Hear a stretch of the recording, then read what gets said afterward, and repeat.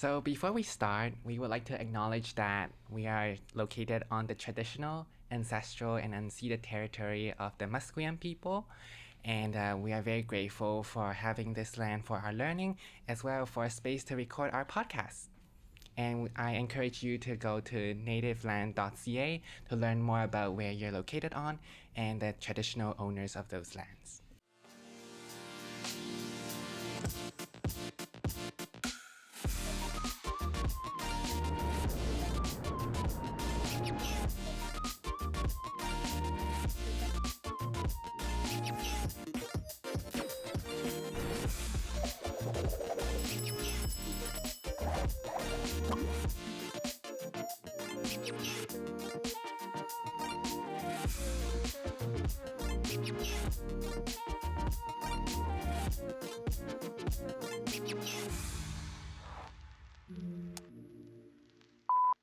Beep boop bop beep beep beep. Hi everybody, welcome back to another podcast. We have some new guests with us. Why don't we go around introducing everybody? Maybe say your name, pronouns, major, year. Does anybody want to start? I guess I can get us started. So my name is Andrea. I am in first year here in the Faculty of Science, and I don't have a major yet, but my intended major is biotechnology. My name is Jerry, and I'm in my third year in science, and I major in oceanography and biology, and I use he, him pronouns. My name is Cameron. My pronouns are he, him. I am a third year in neuroscience. Cool. I'm Irene. I'm a second year in integrated science, and I use she, her pronouns. And also, Happy New Year, everyone. Happy New New Year. Year! Awesome, 2024. Crazy. Anyways, so we have lovely guests here, Andrea and Jerry, and you guys are from... The EDI working group. Yay! Woo! Do Do you want to care? do you want go to ahead. tell us a little bit about the EDI working group, what you guys do? Sure. EDI Working Group is basically a working group for us to foster an inclusive community for science students. We host different events. The last event we have is a sign language workshop that we held in December 2023. And upcoming, we have a bunch of events lining up for you guys to enjoy and foster an inclusive community for us. Yeah, just gonna add, definitely follow us on social media, especially our Instagram, as we post content there almost on a daily basis, just sharing events happening around in the world and just resources available to students in BIPOC community and such. And our Instagram handle is sus.equity. Yeah, Awesome. very easy to remember. Yeah, go check that out. You guys said you had a bunch of events coming up. Do you guys want to talk about that? Yeah, for sure. So I think the main one coming up is the BIPOC Community Market, which is happening on February 5th from 12 p.m. to 4 p.m., I believe. And it's a big event. Like, we've been planning this since the beginning of the year. It's in collaboration with the KUS as well as the AUS, I believe. And what's going to happen is that it's in the lower floor of the Nest. So it's just like a market with different booths, different stalls, different groups where you can just go down with your friends and have fun. Awesome. I'm looking forward to that then. Yeah, and Oh my then gosh. for the other events that we have, Yeah, another event coming up is our movie night. It's happening on Valentine's Day, the February 14th. And we're planning to have this movie night as an event for those who have or who those doesn't have a date. And you guys can come join us in the building and watch a cool movie. More updates to come on our Instagram. Awesome. Cool.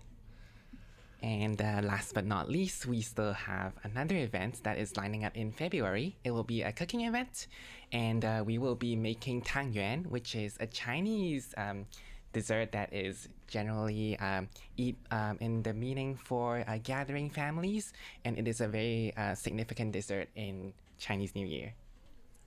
All right. So before we go on, we have to talk about this cool new thing that I found out. Basically, it's under SUS. It's called the Blue Card Program. I don't know if you ever heard of that, but it's basically this online sign up for all science students. It's completely open for everyone, and it's free. And basically, as a science student, you get access to a bunch of discounts at like food places, cool things like that. Sorry, did you say it's free? Yeah. Like you can just Wait. sign up and then you get all these discounts for like doing nothing. Yeah, absolutely. Just Wait, be but, a like- science student. You just sign up. Yep, so you just sign up on a website. We'll put a QR code somewhere. And you can have discounts on bubble tea, different restaurants, gyms, health, and academic related, I don't know, Oh. systems. Like Gold's Gym has a 10% discount for all of you New Year resolutioners who need to go to the gym.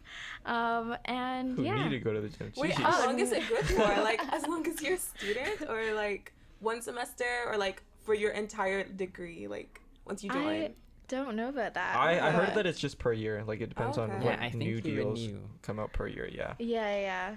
They probably won't let some alumni join us. I definitely would opt for the bubble tea discount yeah. though. Oh, so fair. Cool. Yeah, we definitely need some fuel for our studies, especially because as we're filming this, midterm season is incoming. It is. Mm. All right, so moving on. Why don't we go around and maybe say our favorite cultural celebration or holiday in the theme of E EDI? Okay. Mine is definitely not very special. Surprise, surprise! It's Christmas. It's just really fun. Like I enjoy seeing like the fireworks, the lights, just the festive air in general, and also all the different flavors at Starbucks. Like the fall flavors, those are my go-to. Oh, I love So that's just my personal vibe. What about you, Irene? Well, it's a little bit niche. I love the Dragon Boat Festival. My family and I, we always watch the Dragon Boat races, and we always have dong. We just make it ourselves in the leaves, and it's really cool, yummy. We have them for like the rest of the month, and they're just in our freezer, and we always heat it up and eat it for like lunch and whatever. So yeah, I really like that. How about you? Mine's probably Lunar New Year. It's coming up. Right. Obviously, there's a couple of reasons why I like it. My family celebrates it. I get a lot of money during that time, so Yes. you know. But to be honest, I don't really know. Although my family celebrates it every year, I don't really know the cultural significance behind it, or like why exactly we do it, or like what the meaning behind the traditions are. So, kind of sucks. I should do some more research. Let me tell you a little bit more about Oh. Lunar New Year. Okay. I myself, my family also celebrates Lunar New Year. I love the festival as well because there's so much food that comes with the festival. Especially in my culture, I'm originally from Hong Kong. So there would be long winter break between the first day and usually the third day of the Lunar New Year.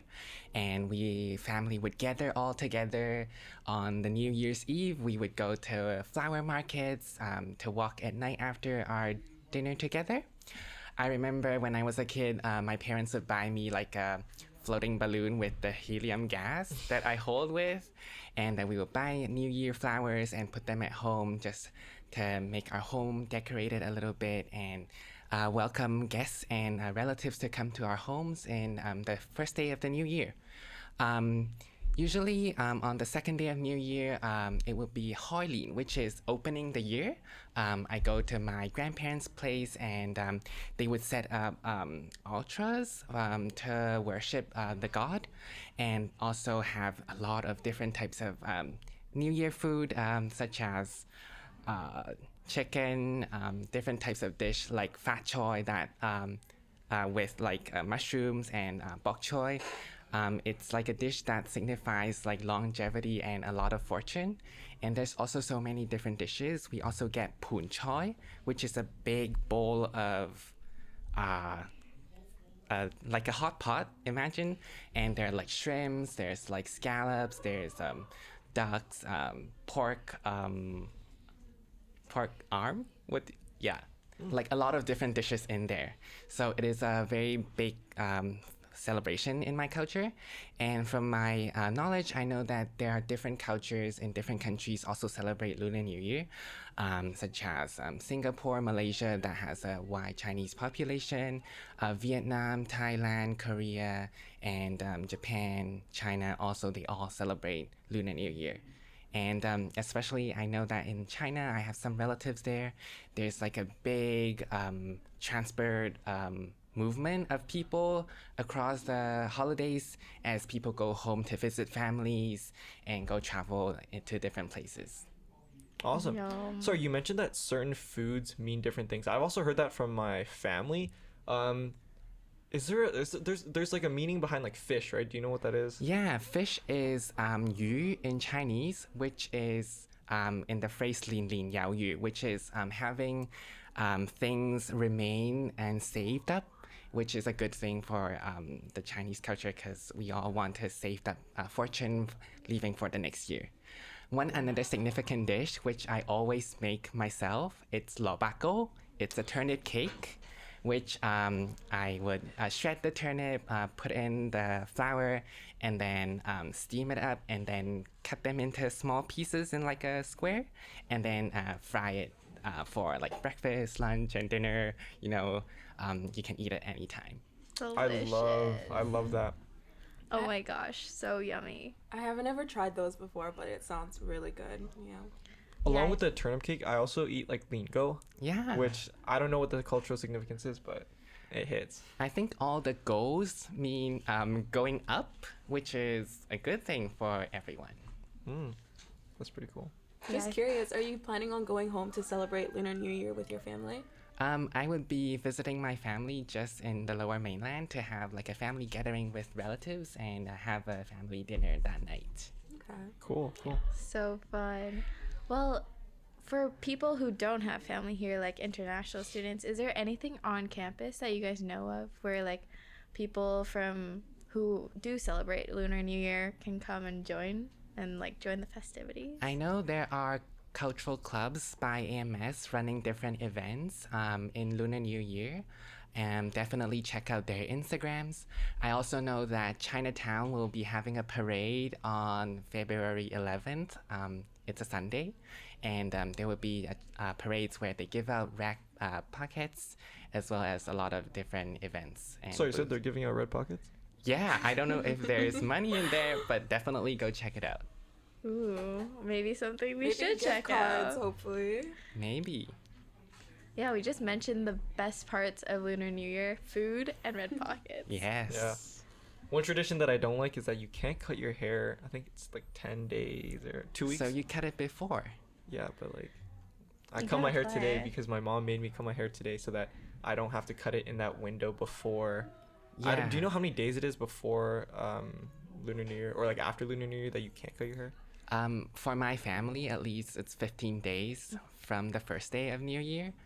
But I know a lot of people do it like a month, I see. just to be, make sure that the fortune doesn't go away. Right, because like in Chinese culture, at least from what I've been told, like cutting things is a really bad symbol Yeah. of like, I don't know, like chopping things. Like for an example, like noodles, you never really cut them. No. For hair, I know you don't cut your hair in like when you're pregnant.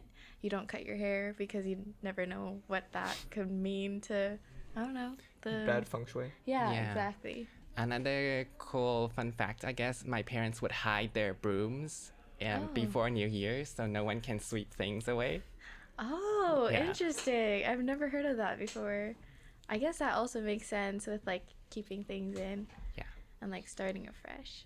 Sorry, Lunar New Year starts in February, right? Yeah. It changes every year depending on the lunar calendar. It's basically following the first first new moon of the year. But this year it's in February, This right? year, I think the first day of New Year is February 10th. Awesome. Wow, so February's a pretty busy month. February's also Black History Month, right? Yeah, Yes. February is Black History Month. Yeah, so a little bit about Black History Month is just that it's a month that originally it started in the States. So originally it was just like a week-long festival to honor kind of Black heritage.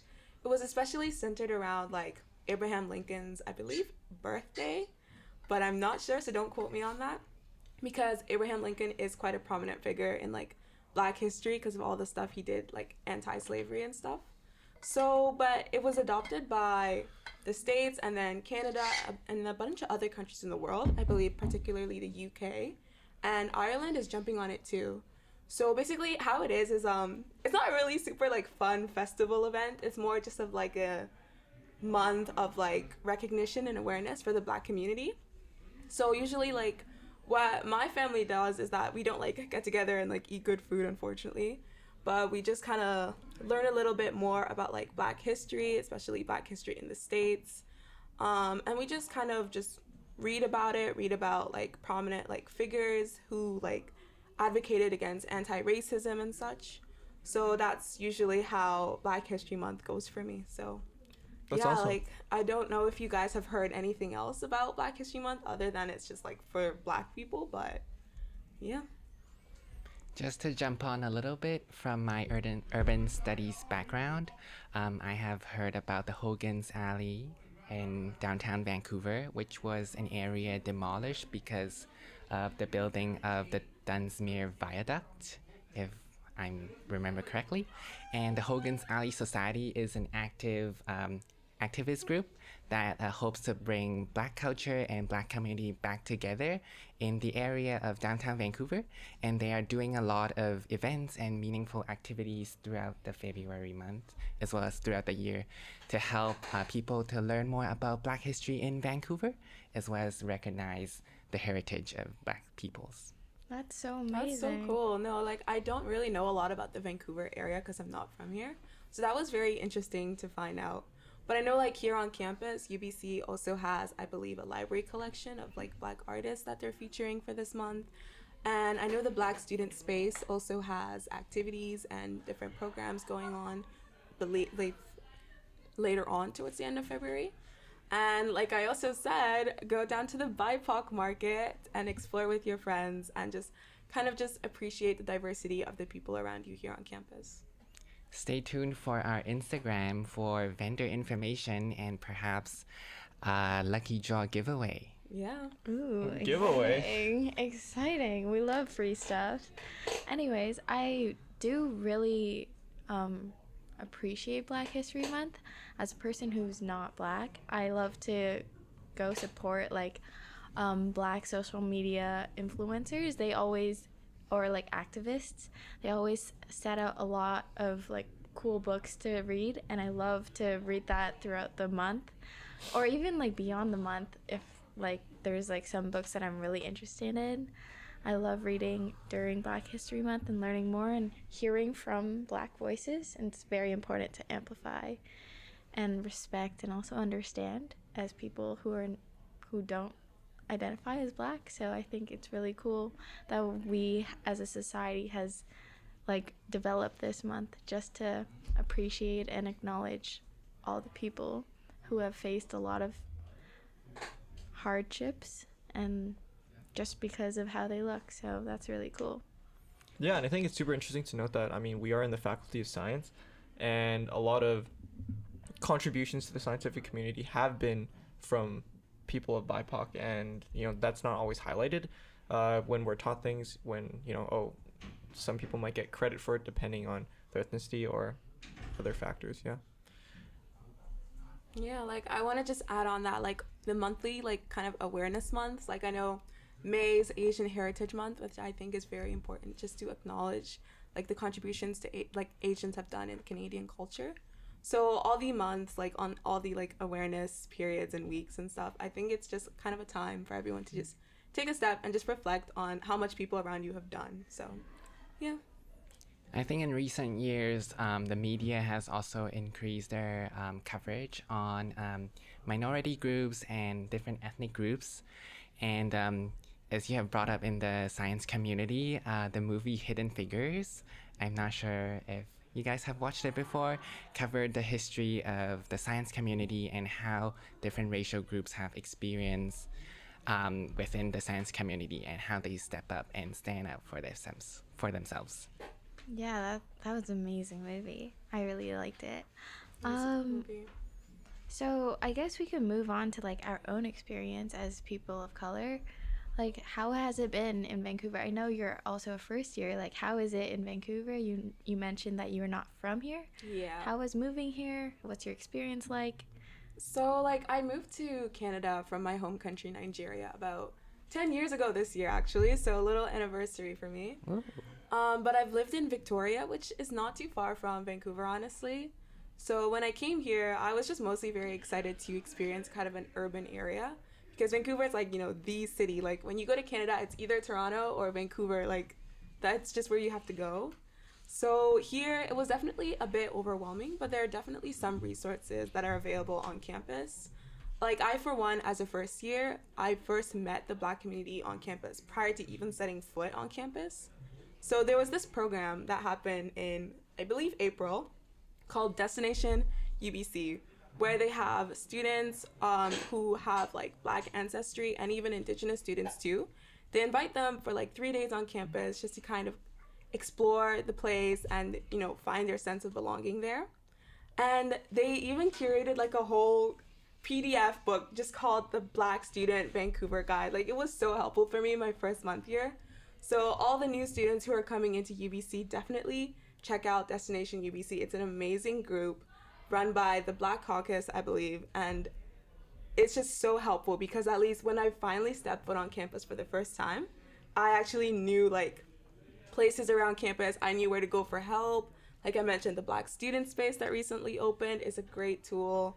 And even within the Faculty of Science, there's so many programs for BIPOC people. For instance, there's this program, it's called Butter, Biology Undergraduate Diversity in Research. So it's for students who are interested in the life sciences, who come from underrepresented backgrounds, and they can just be paired up with a mentor and participate in a research lab. So that's something that I very highly recommend. So look for a faculty, like there's always representation if you're willing to look for it. That is amazing. I didn't even know about most of those things that you mentioned. I'm pretty sure it'll be super helpful for our audience. So thank you for sharing. Yeah, for sure. Yeah, cool. Jerry, you mentioned earlier that you had a scientist that you wanted to highlight. Do you want to talk a little bit about that? Yes, I would like to highlight Dr. William Chung. He is the director and professor in the Institute for the Oceans and Fisheries in our Faculty of Science. I first met Dr. Chung when I was a work-learn student at Project Seahorse, and I'm still working at Project Seahorse right now as an assistant for the projects. Dr. Chung is an experienced oceanographer and a fishery specialist. He is in charge of the Changing Oceans Research Unit, which I have contact with the colleagues as well. And he has been in the field for many years now, and definitely he's an expert in fisheries.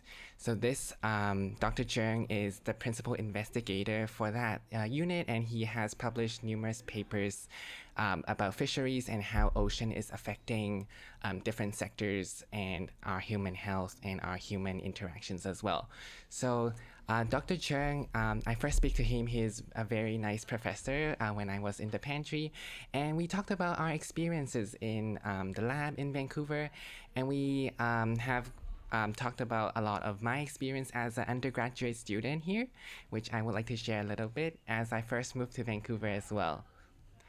I originally came from Hong Kong, and I went to high school in Toronto, which is also a slightly densely populated city that has a lot of immigrants.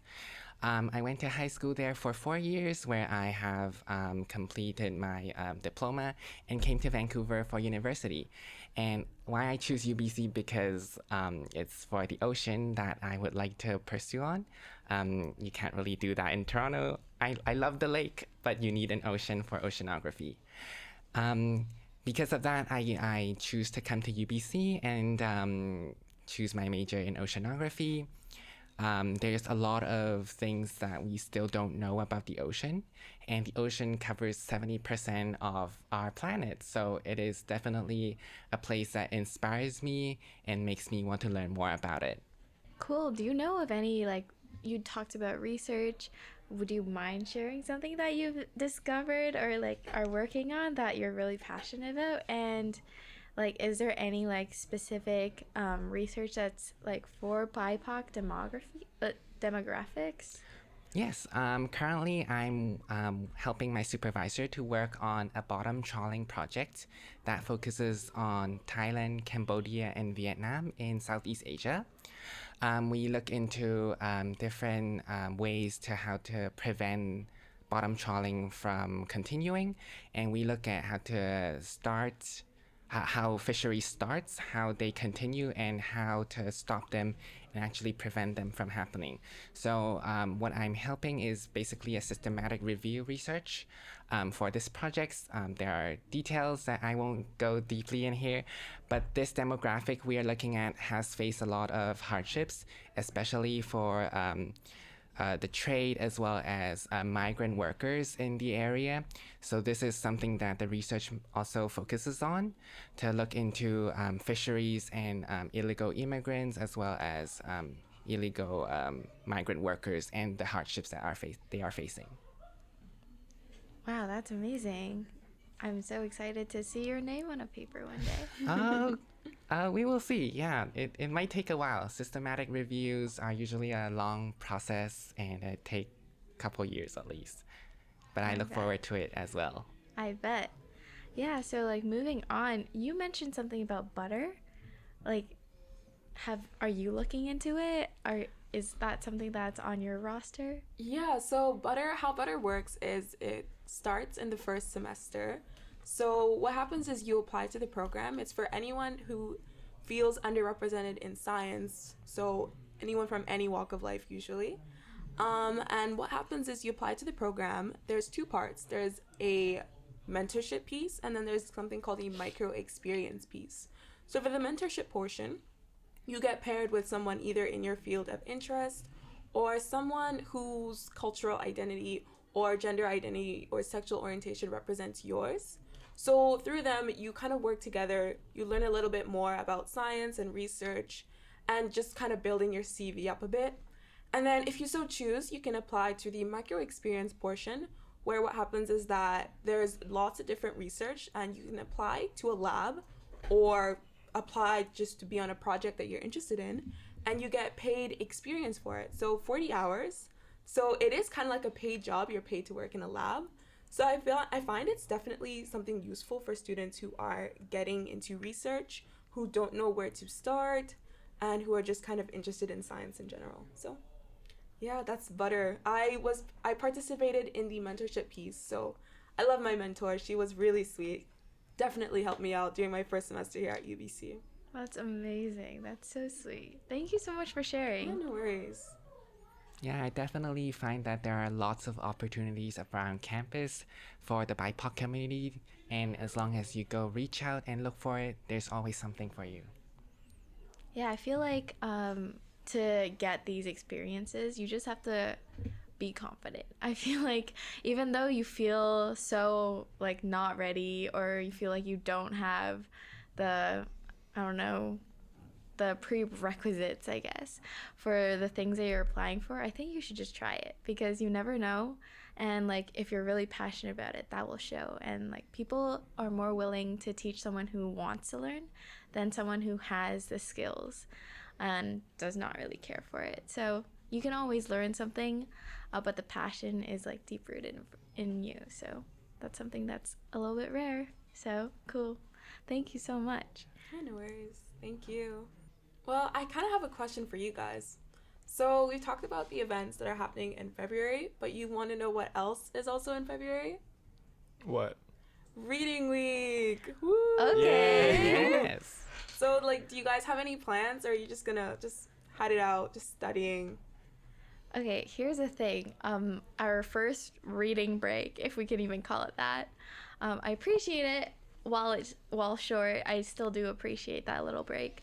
I spent it mostly on studying for my midterm that was right after, and I 100% regret it. So I think this reading break, I'm definitely going to take it a little bit easier, even though like my midterm season is like a month long, which is a little bit tragic.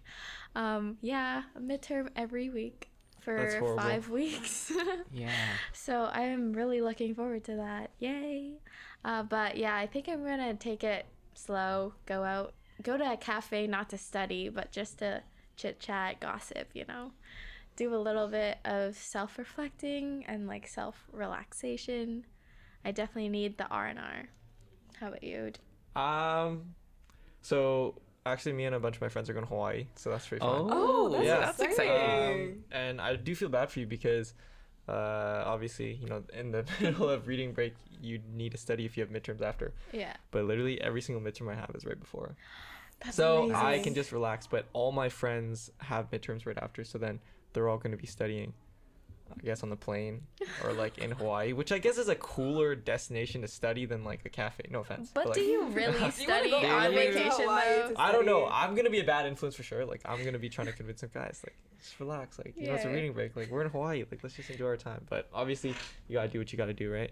I So- think they can work hard, play hard. Like work hard for the like first 10 hours to study and then play hard later. That's true. That's true. I think ideally it's like really nice, but like practically I always like convince myself or like gaslight myself into thinking, yeah, I'm gonna study, Yeah. but it never happens. I agree though. I remember last year's second term, I also had midterm every week from the first week of February to the last week of March. Oh, that's so bad. That's gonna be me. And one day I had 3 midterms on that single day. It was a Tuesday, Thursday, like a Thursday. So it fell on all 3 of my classes on that same day. I know the euphoria after must have hit though. You must Oh have been yeah. super And relaxed. what's better is that week is my birthday week. Oh. It's like a So- quadruple whammy. It's like, you Yeah. know what? Let's make Jerry's life as hard as possible. I'm getting all the birthday gifts from my professor. Like all the midterms coming at me all at once. Yeah, but like honestly, I rather that happen than have it spread out. Yeah. Like it's me okay, too. like bombard me in a week. I'd rather have that week of stress than have it prolonged. And I feel like the stress actually prepared me to like study ahead Okay. of time, because I think studying ahead, like at least 2-3 weeks ahead, will help prepare, at least to ground myself to not like stress about it at the time. And I think it ended up the marks came out okay, so I'm glad I started preparing a little earlier than I should have. Yeah, academic weapon error. Yeah. Yeah, I mean, after reading break, have you guys heard about the boat cruise? That's something that I was really looking forward to. Oh my god, no, I have Boat not. cruise. What boat cruise? Yeah. I didn't plan it, so I don't actually know too many details about it, but I'm pretty sure it's like a 19 plus boat cruise for all science students, and the dress code is just a black tie, something simple, and then there's drinks, dancing, music. Like, sounds like a pretty good time. I don't know too many details A about boat it, but cruise. When though. is it?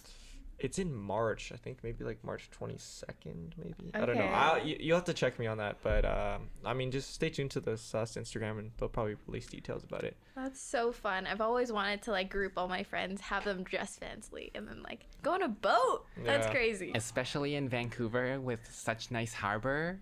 Yeah, that's skyline. ocean. Yeah.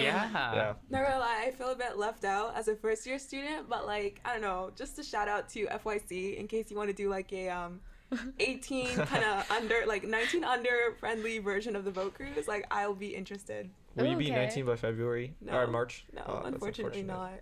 Yeah, That's maybe the unfortunate. early babies, the January, February, March babies can maybe participate. Yeah, I really love events where everybody dresses the same. So I mean, if the dress code Yeah. is like black tie, I don't know. I just feel like there's something, camaraderie. I don't know what the word is. Like Yeah. it kind of, it's like uniting, like all wearing the same thing. You know? Yeah, that's so nice too. Like seeing everyone dressed to the nines. Yeah. Oh, that would be so And nice. speaking of dressing the same, we're all Oh, look wearing at the us. same Oh my god! thing. What? That No is beautiful. way.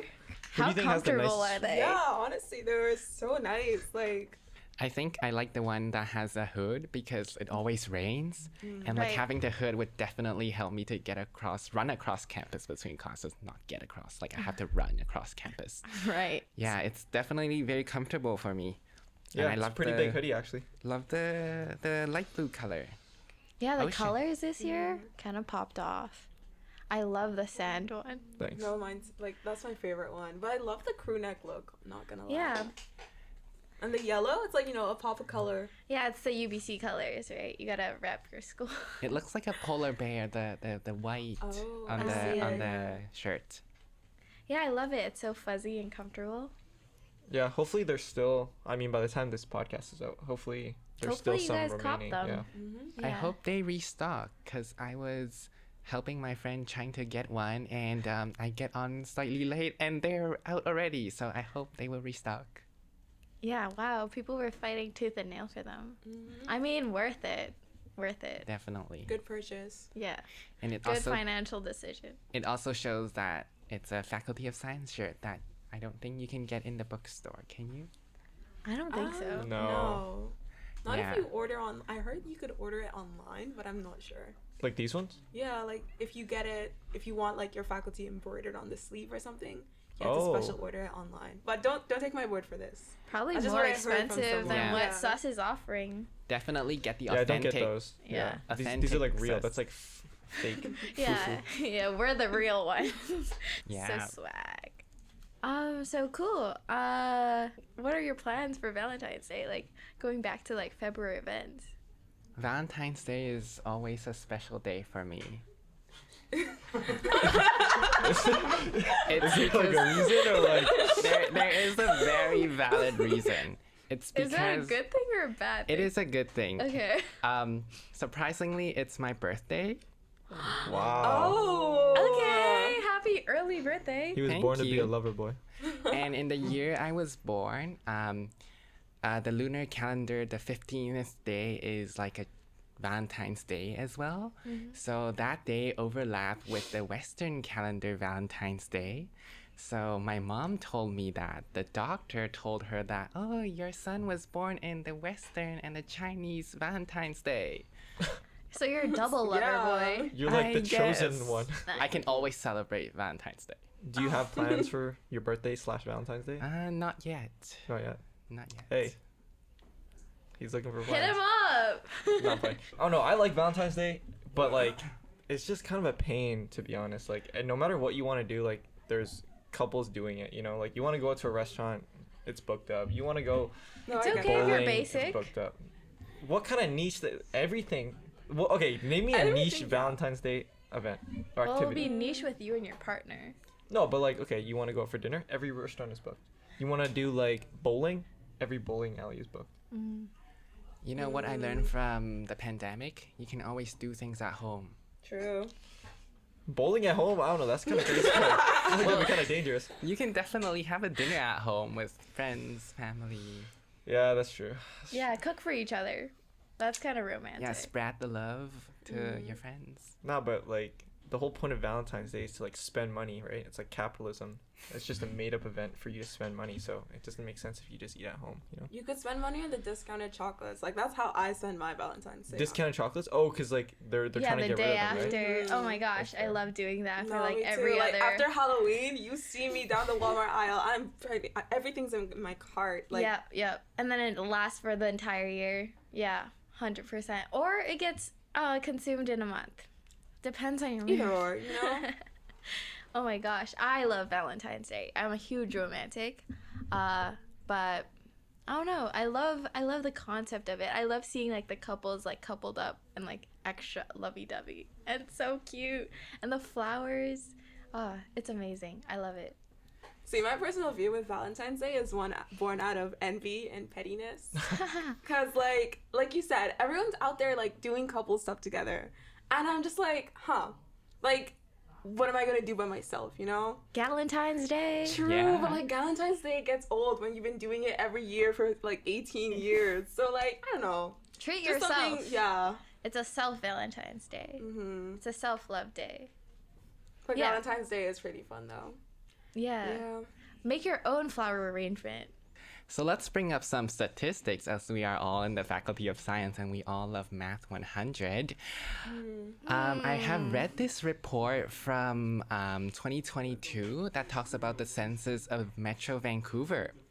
So in 2016, they did this census, and it's a data from Statistics Canada that 54% of the residents in Metro Vancouver identify themselves as visible minority. The term of visible minority should be like less than 50% from my knowledge, Yeah. but it's That's a interesting. 54% of visible minority. But just kind of speaking on what you were saying about the different languages, that's a pretty interesting thing because I've definitely found that like my grandparents, they don't speak English and stuff. So I mean, even on like their iPhone, their entire language is in like Chinese, which I can't help with. But as soon as like anything is in English, they need my help like translating. So I mean, I think that kind of stuff is like super useful for them to be able to just kind of read it on their own. Especially for voting, because it has to be inclusive of the entire population. And if language is a barrier, then that's not really inclusive at all. So I really appreciate that the city is doing that. Another thing I noticed that there is a very diverse population, and hence when I was tuning in on my radio, when I was driving, there's always different languages of radio stations that are broadcasting. And sometimes my mom would tune it to a Cantonese radio. Sometimes we would listen to Spanish, even though I like half understand what they talks about. And there's also the French one, there's Persian, and there's a lot of different languages that are serving the population. And I think that's a great thing that our community is doing. Yeah, for sure. Especially in like such a, I don't know, diverse population here in Vancouver. It's definitely really reassuring to have like your community or like hear your mother tongue once in a while. It definitely like makes you feel more included and like more at home. So yeah, that is like something that is really cool about living in a city, I guess. Yeah, and there's a lot of different cultures, like food on campus. Like I know, like, have you guys heard of like the Asian basement? The International Village? Yeah, it's like right underneath, or it's like beside McDonald's. There's like a little plaza, and you just go underneath, and there's like I guess is it all Asian? No, it's not all Asian. There's like different. I think there's a donair place, but there's just a bunch of different restaurants there. I missed the cocoa there. Oh, they got rid of it. They have replaced it with another bubble tea store, but I think they have removed cocoa from there. Oh, cool. Do you guys go to the International Village? And if so, what do you guys get? I've only stepped foot in it, but just to check it out. I'm never in that area during like lunch or meal times, although I really want to try it. So like, have you any recommendations? I've been there like once or twice, but I think I get the place where they have different servings of Chinese food. I don't remember what place that is called. We're not going to plug it because we're not sponsored by them. So yeah, it's all good. but Yeah. I think the food there is they have quite good quality. Depends on which one you go to. Yeah, actually, I have a funny story from first year. So, in first year, like when I was in first year, we didn't have the all you can eat. Wait, really? That's Yeah. new? Yeah. Oh. That makes me feel really old, but whatever. Like, so they didn't have all you can eat, and it's basically just like pay by UBC card. And if you ate at the residence, you would get like a 25% discount. But they give you, it's complicated, but basically they, like you get like a discount by eating there. So I remember like me and my friends, we found out about the Asian basement, and we used to go there like every day for dinner because we're like, oh, we're saving money, because if we're not spending our money like at the residence hall, like we'll just save all of our money to spend it when we go eat there, so we get the discount instead of using it for like flex dollars and stuff, using it at like different places like Mercantes and stuff that doesn't have the discount. And we're like we're basically like making money right now. And then at the end of it, like we just realized like, bro, we spent like probably like $600 on like Wow. like, okay, I'm not gonna say bad Chinese food, but like it's not great Chinese food for like It's not literally home no cooked. reason. Yeah. It's not home cooked. So But I think it's definitely a place for a lot of students to find their home dishes. I recently read another news report from the UBC student newspaper. They were doing a photo issue, Oh, and yeah, I one love of that the issue. coverage was about the International Food Court. And it was quite interesting to read about different student stories behind their cultural background, as well as the food that they find comfort for them.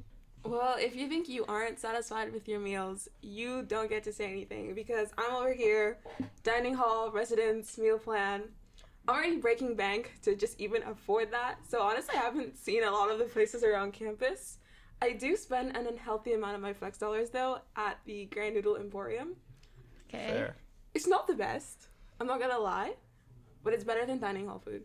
Oh, really? Is it really that bad? Because I mean, it's all you can eat, right? It is all you can eat, but like it's all you can eat for like, I don't know, the same 3 things every day. Really? Like, do they still, like, in the past, did they always serve burgers like every day at Totem? Yeah, I think so. Yeah. Well, back in my day, like they had like Back in your they had like day. different shops, and then like the burger one was consistent, so you could get like a burger every day. Like Totem, it's the same thing. Burgers, pasta, And occasionally, like, some other option, maybe some other days, but, like, mm-mm. In my first year, I also lived at Totem, but I would walk to Orchard to like have their better food. I don't know. I like their Southwest bowl Oh because yeah, it's yeah. I like remember light that one. enough, but then I still get full and it's not too expensive. I think that's like my go-to option for dining hall food, but like the other stuff aren't as great, I think. Yeah, I think what I don't miss about first year is not having a kitchen. Oh, see, I really love having a kitchen. And just like making like really quick meals. Like I like to mass cook my rice and then like freeze it in like little packets so that I can easily microwave it and then like quickly cook something up. So yeah, I really love having a stove, being able to bake. I get, Yeah. no, right, okay. I miss having a kitchen so much because I actually enjoy cooking for myself. And like when you cook for yourself, you control your meals, you control like your portion, you control what you're eating, and it's your option to have like as much variety and choice as you want. With a dining hall, you just kind of eat whatever's there that day. So like I miss baking so much. Like there's only so much blue chip that I can get to like cure my heart, and like blue chip's expensive. Oh my god! Like I'm a first year student. I'm not rich. Like I can't afford $7 cookies. No offense, but it's still really good. Like I love blue chip. Not gonna lie.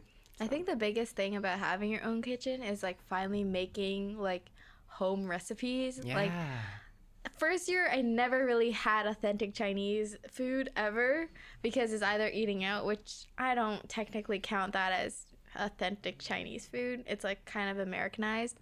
And then like I would only have like home cooked meals when I went back home. So like now that I have my own kitchen, I can finally have like, I don't know, Chinese vegetables in my fridge and like Yeah. steam them the way I want them. Oh, it's so nice. Yeah. You're almost there. You have Almost there. Just half this a semester. yeah. Yeah, exactly.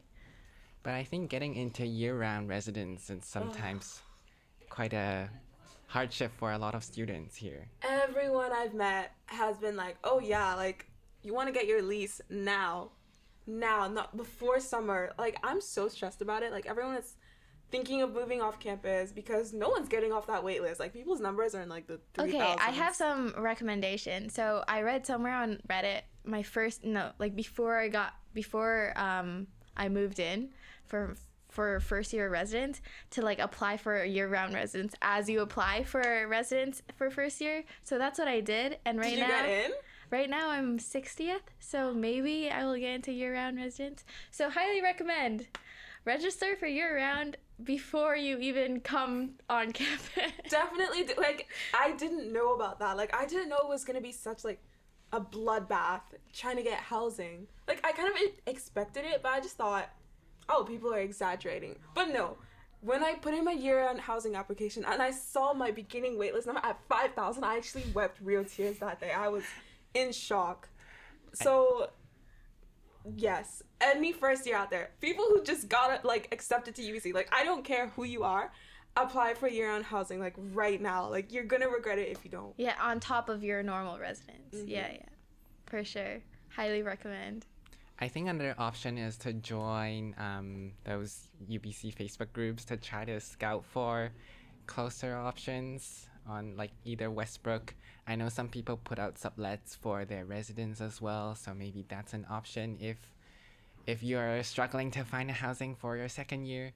But I'm glad that first year residence is sort of guaranteed at least. Yeah, and it's getting better with the all you can eat at least. So at least there's that. Like for the people who are in like bulking season right now, probably like enjoying the heck out of it. So that's really nice. If undercooked pink chicken is the idea of Protein good is food, protein. yeah. So before we wrap up, do you guys want to recap what we talked about? So the events that the EDI group has coming up in February, do you guys want to just quickly recap those? Yeah, the first event that is coming up would be our BIPOC community market partnered with the Kinesiology Undergraduate Society and the Arts Undergraduate Society. It is happening at the lower atrium of Nest, and it's happening on February 5th. It's from 12 to 4, and there will be lots of vendors, events, showcases, as well as performances that will come up and allow us to enjoy the amazing, vibrant community. And also, we have our movie night on Valentine's Day if you find yourself without any plans that day. And we've also got our cooking event, which is coming up later in February. Details to be announced, but keep posted on our Instagram channel, and everything should be on there. Cool. Okay, we gotta ask, where would you guys sit in a lecture hall? Like, what is your most ideal seat? I'm at the back. I'm sorry, I'm at the back. Okay. It depends which lecture hall. If it's like Chem B 150 or 250, I would sit at like the 5th row on like the left side of the lecture hall, so you get like close enough but like not too close in the splash zone, and then you also get easy access to like the hallway to leave as fast as you can. Okay. And- Splash zone. I've never heard about that. If you have classes at like life science building, like Life 2201, those rooms, then I would sit in the middle back, because too close you wouldn't be able to see the screen. So it depends on the hall, but mostly not in the splash zone, but not at the back. Very technical. I kind of love that. Our tradition is we'll take a picture of both of you, and then we will put you on the SUSpisode lecture hall wherever both of you want to sit. So I think we'll do the photo now. Cool. Our Get out of assessment. your way. Yeah, with our sus merch. 3, 2, 1. Nice. Cute. So thank you so much for this amazing podcast episode. Again, it's episode 4 of SUSpisode. So thank you so much for tuning in, and thank you to Andrea and Jerry from the EDI working group for joining us today and answering some amazing questions with us and having some good conversations. Thank you for having us. So before we end off, Stay sus with us. hooray!